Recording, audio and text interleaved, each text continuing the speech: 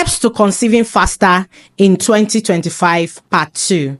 I made a video, I made the part 1 of this video. I think that's the video before this video now.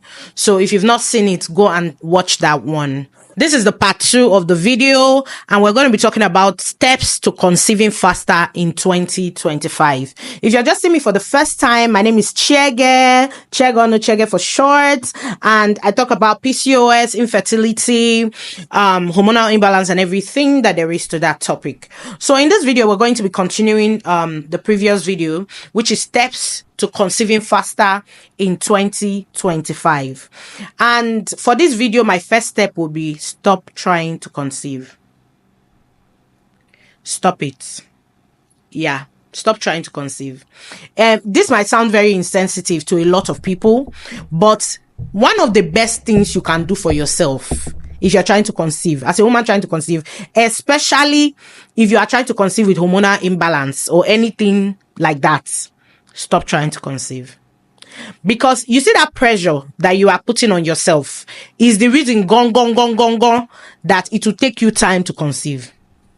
Because with infertility and high cortisol, they don't go hand in hand. When your stress hormones are high, there is nothing you would do that your body would accept. Stop trying to get pregnant. Stop it.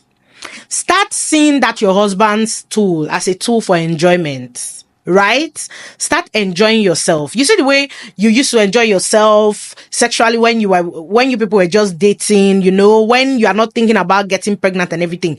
Get to that point. I'm not saying don't get help. I'm not saying don't do the things you need to do medically. As you are treating yourself medically, make sure your mind is stable. And for some women, it is not easy for them to take this step because of their husband and their husband's partner. You would see some men pressurizing women to get pregnant. It's really, really funny.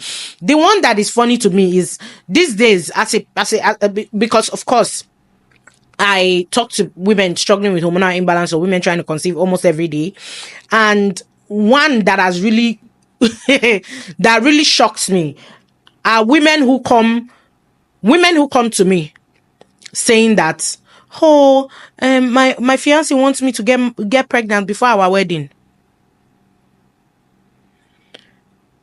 Another one that shocks me is the ones that will be like, I want to get pregnant before getting married because I don't want this man to know that I have PCOS.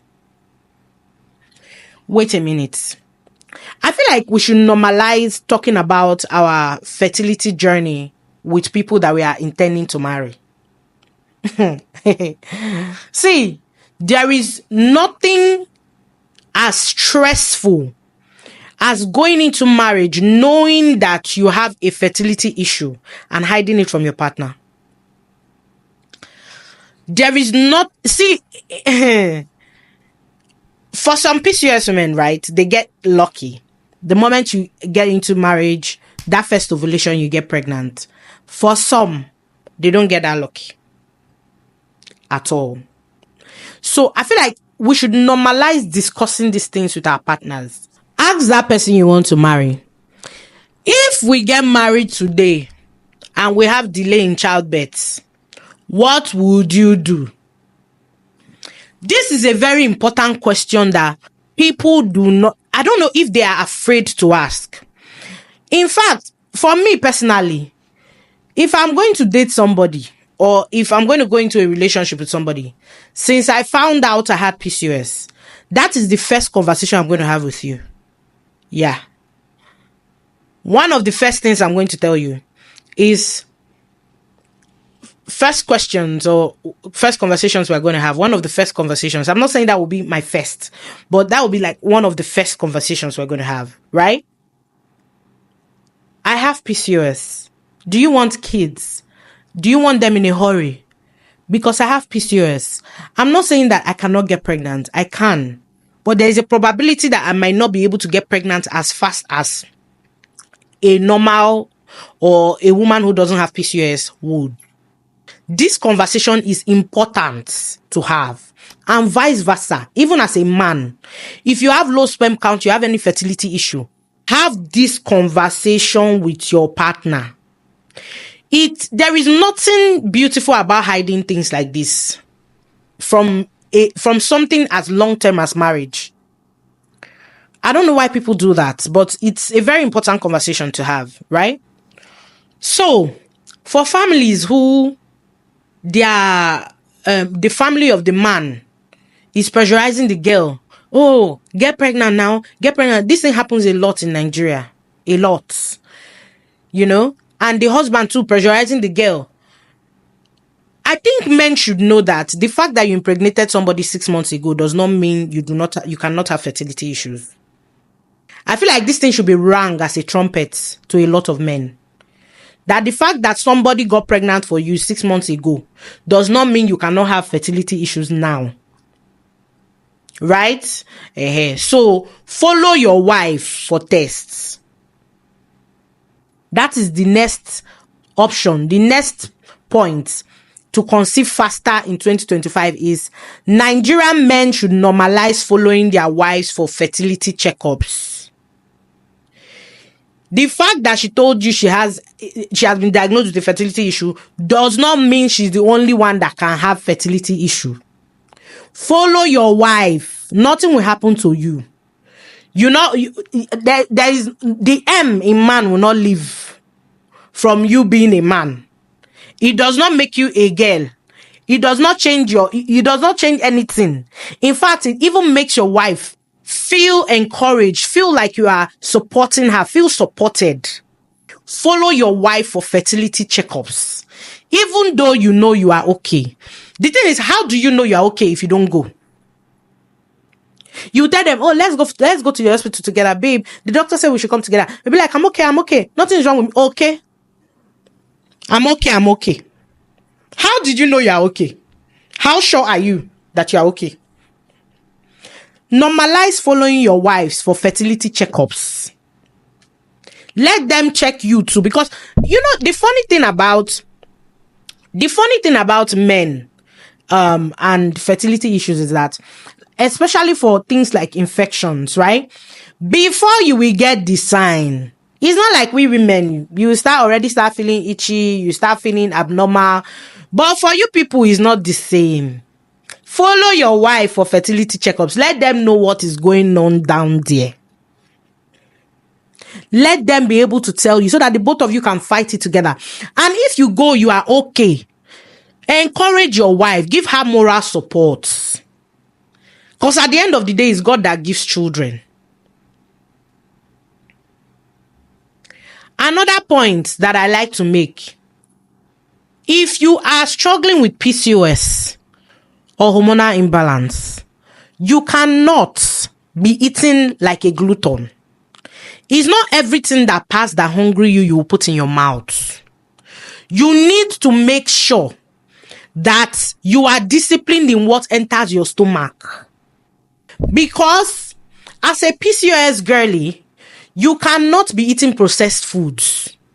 You have no business with processed foods. I'm not saying cut it out completely, because that will be like telling you to do the impossible. But reduce the quantity at which you eat it now. You cannot eat everything you see because you have PCOS. And I know that a lot of people say, oh, cut out carbs. You don't need to cut out carbs. You can start by alternating processed food for natural foods.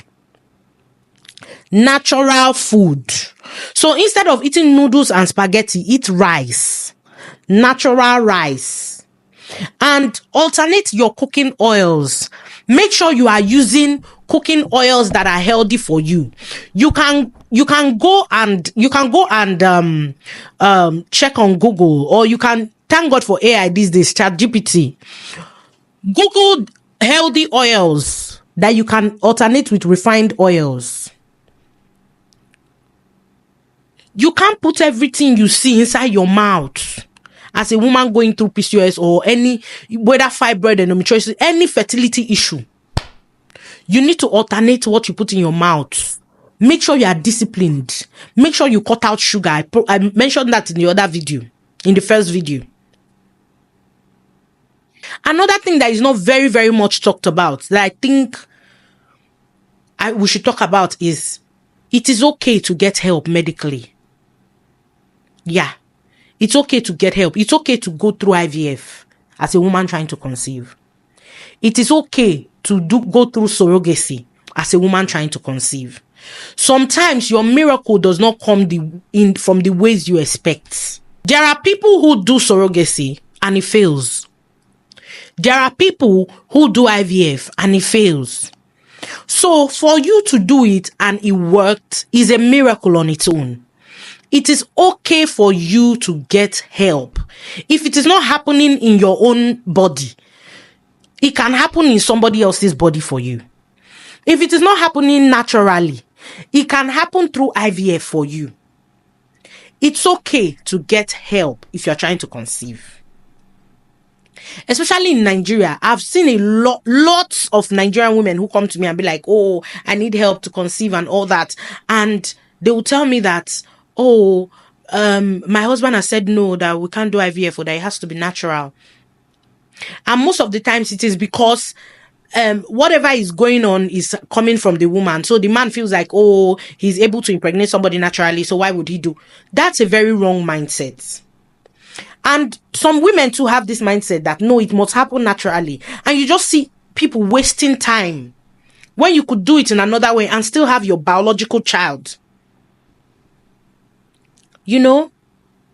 So it's okay. It's okay to get help. It's okay to get help, to look for somebody to do this thing for you. It's okay to do IVF. It's okay to go through those procedures. If you really, really, really like motherhood or parenting is something that you look forward to. Right?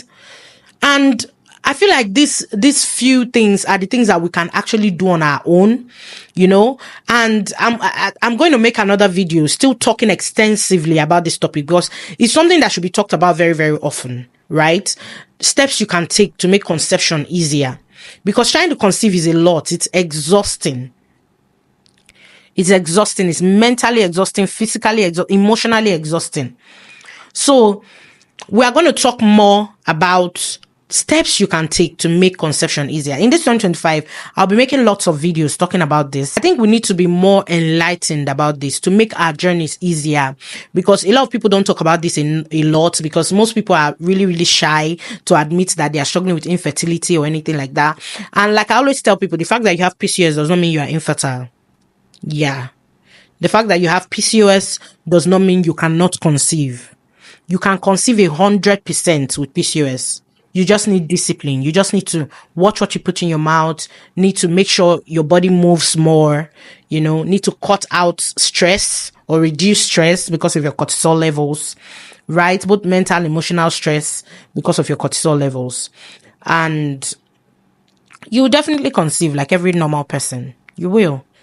That's why it's good for you to go through those stress, get proper diagnosis, go through those tests, get proper diagnosis as to what is going on. The fact that you have PCOS does not mean that there are no other underlying challenges that can happen with you as a woman trying to conceive with PCOS or fibroid or anything like that. Go get tested. Know what you are battling with. Know them by name.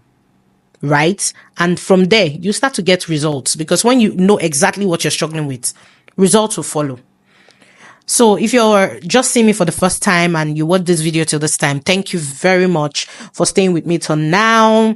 If you like videos like this or you want to see more videos like this, please click on the subscribe button, turn on the notification bell, and give this video a thumbs up so that people who need to see this video would see it.